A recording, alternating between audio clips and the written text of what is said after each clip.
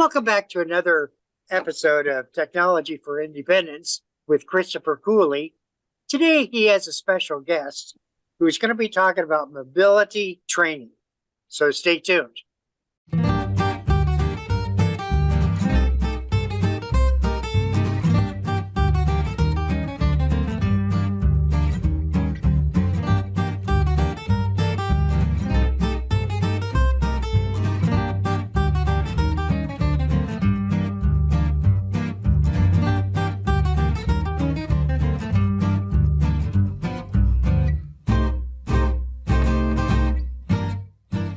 Welcome back to another episode of Technology for Independence with Chris Cooley.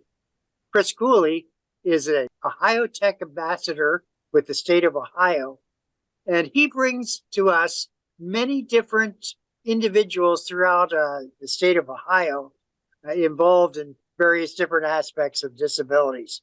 Chris, it's always a pleasure talking with you. It's good to be here again.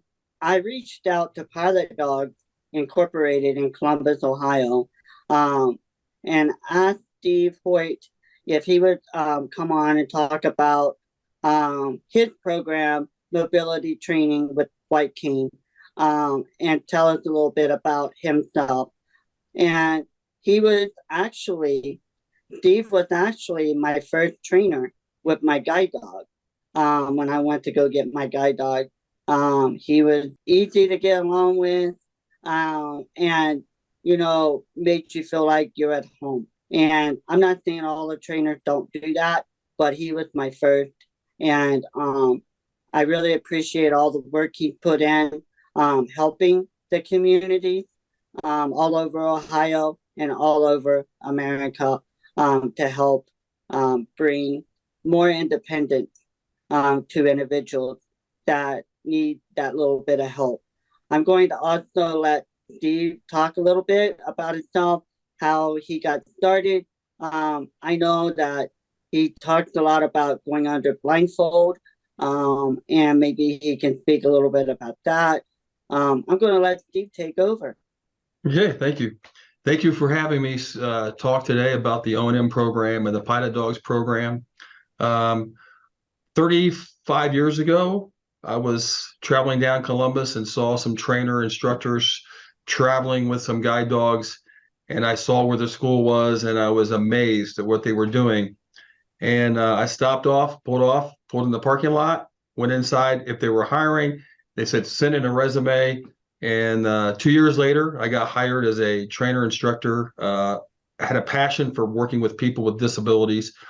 I went to University of Toledo back in 1981 for my undergrad in community health.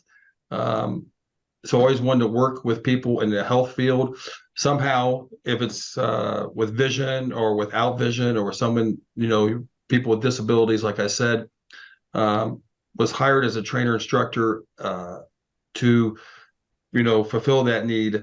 One thing that changed my life was wearing the sleep shade for a week from 7 in the morning until 8 at night for a whole week. And that's something that changes you.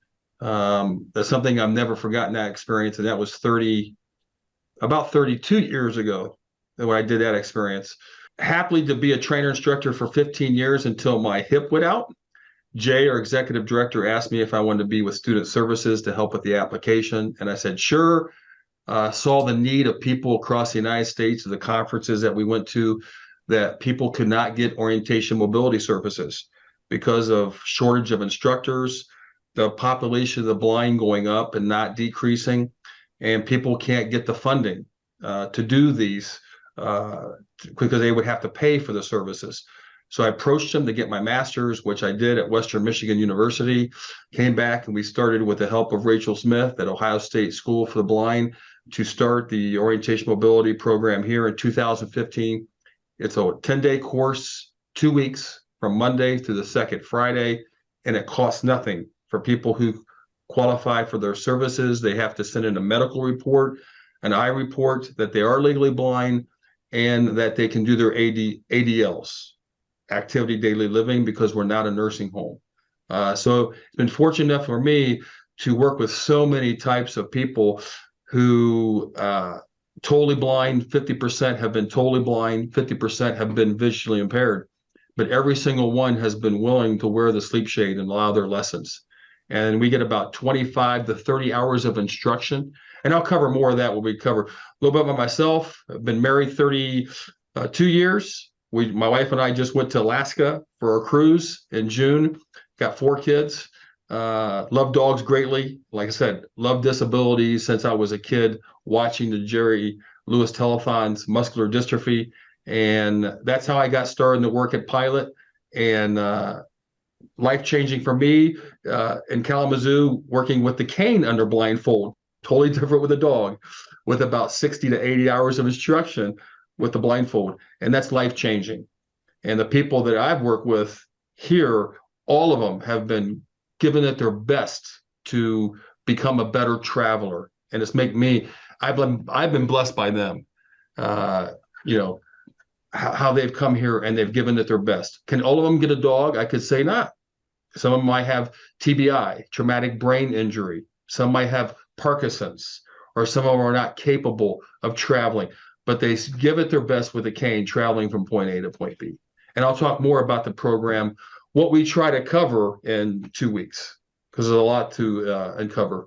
What does the white cane actually mean? I mean, you have all kinds of different canes, but it's always a white cane. Why is that?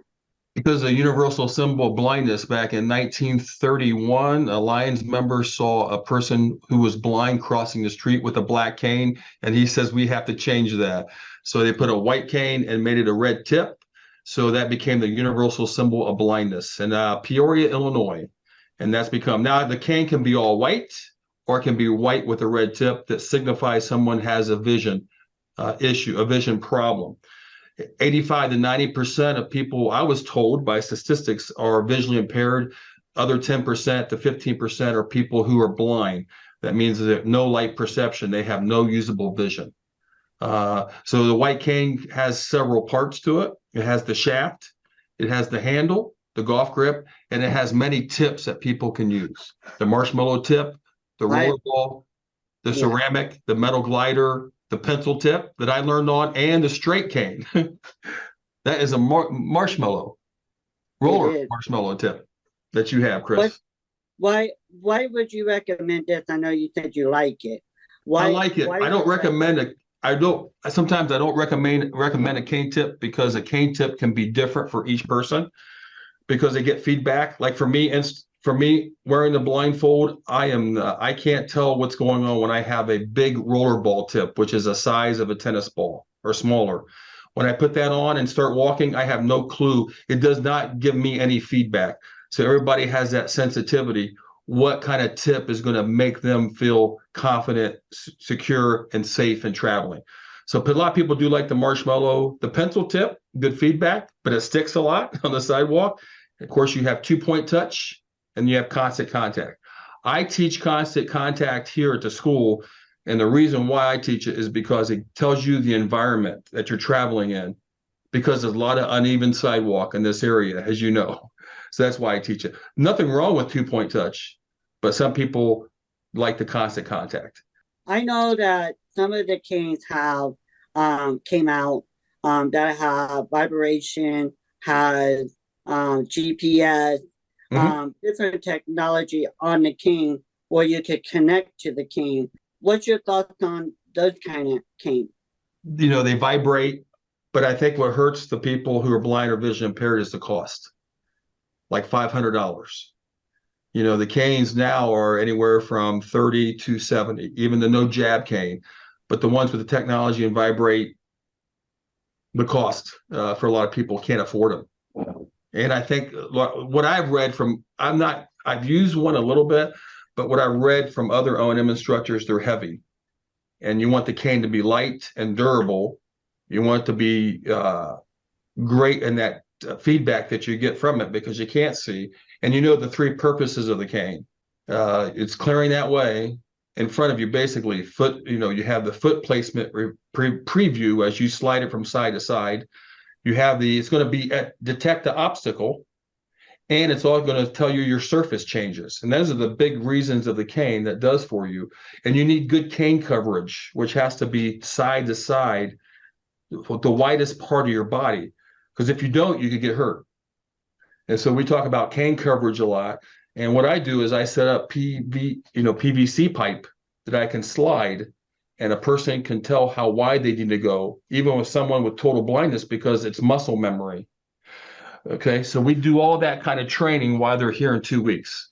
If they've never had a cane in their hand, and some have and some haven't. Like I said, we'll take anybody that comes here. They can very little cane training, or they've had cane training 15 years ago or 20 and they would have come back, or they want to learn, they want to get more confidence in crossing light controlled intersections, or they want more confidence in just working with their cane in certain areas, like a store or a bus. We'll bring someone back for that because we just want someone to be safe and independent.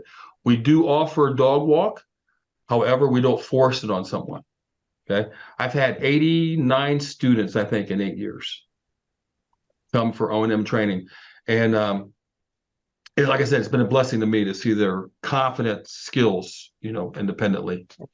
As a trainer, how what kind of obstacles have you seen, like going into a business like the store, different places like that?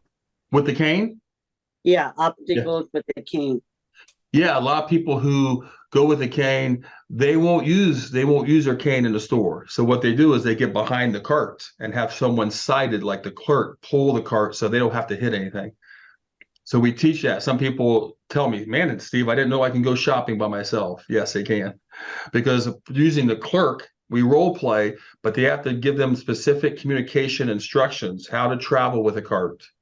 Okay. And the most time that person who's assisting them is going to be nervous, probably young, probably a high school kid, most likely. And they have to actually communicate that to them, that they can go shopping independently and double check the list. How about the individuals that surround me? Yeah. That are walking by. Yeah. It's like you got leprosy. Really? Yes. I mean, they avoid you like, they avoid you like the plague. I mean, I had that in Kalamazoo with my experience, just wearing the sleep shade, sitting on a bus in Kalamazoo, getting on the bus, someone got up and left. But the dog is a magnet, and Chris can tell you that.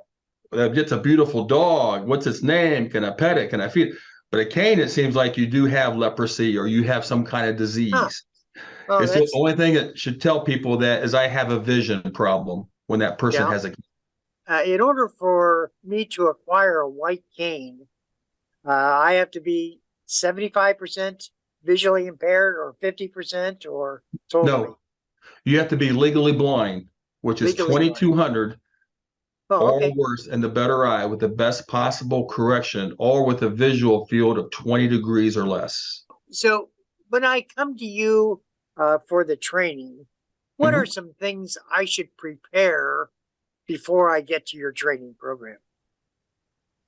Is that you're comfortable, that you can do all your ADLs, your activity daily livings. That means you can shower, you can dress, you can eat, you go to the bathroom yourself. A lot of walking, so a good pair of walking shoes. We're going to get a lot of walking in. We're going to teach you the cane. Stuff that we cover is human guide technique, upper and lower body protective techniques, search techniques, trailing with the back of your hand.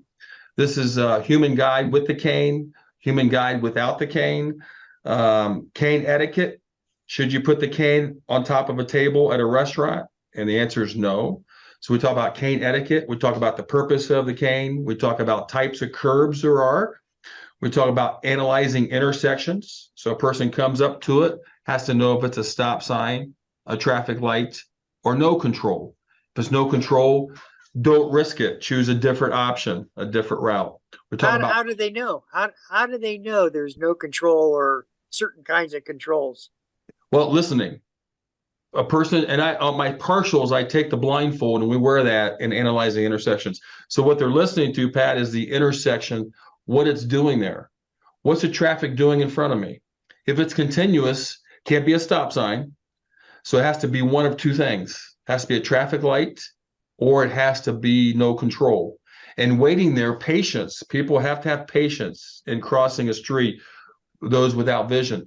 So they have to know, and they're listening. If the traffic never stops in front of them, they can confirm it that it is no control. Because eventually that perpendicular traffic in front of them is going to stop if it's a light. And then your parallel will start up. So we talk about intersection training. We talk about T intersection. This is called a plus intersection. It's called a right-angled intersection that traffic engineers call that. So we do have to talk about the T intersection.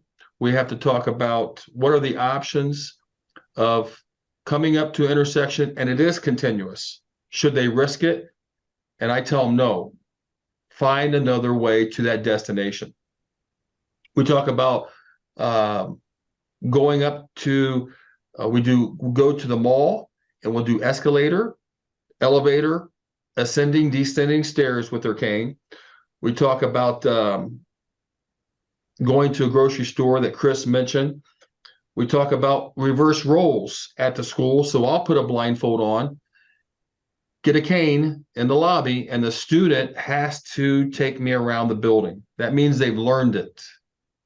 So it's called reverse roles. We talk about no sidewalk training because some people do live out in the country, or residential with no sidewalk. We also do a lesson with no sidewalk recovery. So you're traveling along and all of a sudden you come up to grass. What's the procedure that you do? Because grass is now perpendicular. Nothing you did wrong. You cross the street, you're going straight, but the sidewalk is 12 feet back instead of 3 feet from the sidewalk. Does that make sense? Yes. Yes. So we talk about the different procedures we call that sidewalk recovery. We call street veer recovery, where if you're veering out in the street, if you're a cane user and you're traveling and you're not finding the sidewalk or the up curb, you better get away from your parallel because you're walking down the street. So we do all those different scenarios so they understand.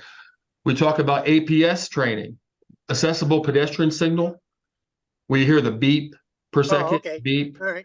beep. That's for the blind and visually impaired to press the button. And then sometimes you'll have the rapid tick, like a machine gun. Or you have, when you press it, will say, wait, wait.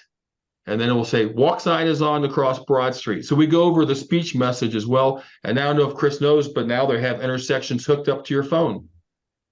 Oh. With the APS in Westerville. So we take them to there, and they say, this is kind of neat. We do independent travel. If they can do a 4-block route, a 6-block route, or 8 to 10 block route, independent using their cane, their skills that they've learned in training in the second week. We do offer a dog walk with a dog, and the Juno walk that the trainer will take them. We do go to something that I'm not fond of, roundabouts. I would imagine that those would be very difficult. Yeah, we tell them that some people, the multi-roundabout, I would never suggest crossing. A single roundabout could be doable, but I don't suggest it. They suggest finding a different option, but we have a problem in the country. They're not going away. The roundabouts are not going away. So we talk about the pork chop island, if you know what that is, a slip lane. It has an island of concrete that looks like a pork chop, and then there's a slip lane closer to the curb where it's continuous. So we go those different types of intersections that I tell the students to avoid or to advocate. So we have a big resource guide that I give all my students about advocating for themselves. They want to get an accessible pedestrian signal in their hometown because it might be a complex light. A complex light simply means it has a green arrow turning. Okay. So, because it makes it hard, because you could have parallel traffic taking off at the same time there's a green arrow. So the students have to figure this out. If the nearest lane to them, the parallel traffic takes off, it can't have a green arrow because it'd be a crash. So we go that type of intersection, and then how difficult that is to cross. So we try to cover all this. Problem solving skills in case there's construction. What are they going to do with construction? So we talk about all that. GPS training. We talk about the Lazarillo app, which is a free app. So the students can put their iPhone on their, wear it with a lanyard, and it tells them the streets as they Oh, okay. approach it. So that's fun training for them. And it tells them like one line coffee, where that is. So it tells them the coffee shops and restaurants. So we try to make our lessons fun, enjoyable, but they learn from them so they can be safe and independent and travel. So if somebody is visually and hearing impaired or deaf, do you guys work with that any at all? We have in the past, and if I had to count in 33 years, probably about 3 to 5 students that have are blind and deaf. Some of them might have some usable vision, some might have no hearing, but Leader Dog does have an excellent program when it comes to the dog guide program, and we like the expertise of that with the blind and deaf. It is impossible for a dog to see the walk sign and cross independently. Does that make sense? A lot of people are blind deaf will wear what do you call them, signs in their front and on their back, like orange bright fluorescent. I've seen one I saw said, I don't know if you've seen it, Chris, it will say touch me once if you can help me across the street, and then touch me twice if it's green in my face at the beginning of the cycle. Yeah, but the APS signals do vibrate. I don't know if you've seen those, Chris. The arrows. But it is harder to, in my opinion, it's harder to travel today. You have people who are on their phone texting as they're driving. You have more vehicles. You have quiet vehicles. And like I said, the intersection, the geometry of the intersection is getting harder. The complex lights, the roundabouts are not going away. My professor told me if you live in Carmel, Indiana, 80% of the intersections are roundabouts. Wow. I would have lived there if I had a vision issue. So those are the things we talk about in training. It's fun for me to see them improve, even though I not every single one I could recommend a dog for them, but they've given their best. So what makes Pilot Dog be able to have that funding and have someone to actually be on board to train the visually impaired? For O&M? Yes. Yes. Oh, I think it's great. I like to see all the dog guide schools get an O&M instructor. Now, Leader Dog started the first program with O&M in 2000, I think. It's a week course, great course. It's intense. We kind of made it slower, not as intense, but they were the first ones to do it. We're the school that does it, but we don't require a dog. I know Guide Dogs for the Blind has an O&M instructor program as well, but I believe, I could be wrong, you have to get a dog through them. How you get the funding for that? Well, it's all donations. We're a 501c3, so for the donations for the dog guide program, if someone qualifies for that, and the O&M program is all by donations, and it's free of charge. And like I said, it's a 10-day course, about 30 hours of instruction. And it's been neat to, like I said, for me to see their travel abilities increase with that white cane. And some just want to stick to the white cane and not get a dog. So the community wants to help and donate to help individuals with visually impaired and other mobility. How would they, be able to help with your program? We have a website for donations. www.pilotdogs.org, and you can donate there, and that's the money would go for the dog guide program and for the O&M program. What if somebody wants to buy 100 canes and donate them? You guys accept them? No, because we're buying our only cane that we are using now. Because we're using the no jab cane, which is Ambutech. It's graphite, it's lighter, but it's a spring loaded handle, so it doesn't jab you in the stomach if you hit an obstacle. So, but yeah, those canes are about $70 to $80, I think, those canes. So the better way is to go to the website and donate that way. Yes, or talk to our philanthropy person, Gina Wright, and call her, extension with the number 614-221-6367, and talk to Gina Wright, and it deals with that. If you want to donate a certain amount of money for these white canes, that's something that's doable, I'm sure. Okay. So, and we accept people, I forgot to tell you, we will accept people not only in the United States, but across the world. So it's been a joy for me to have people from Ukraine who lost their vision from war back in 2015 with O&M. I had someone from Afghanistan recently that did great, had no vision, crossing streets, learning that. But we'll accept people. We'll bring an interpreter in if we need to for O&M. Now, the dog guide program, we're sticking to the United States currently until we grow the program. But I will, accept anybody across the world if they want to learn O&M. A final thought to the viewers for you, please. Yeah, just to say thank you for listening to the podcast. Thank you for having me come.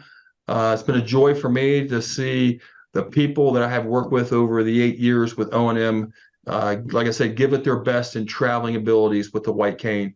And like I said, it's been a joy for me. They have blessed me more than I have blessed them.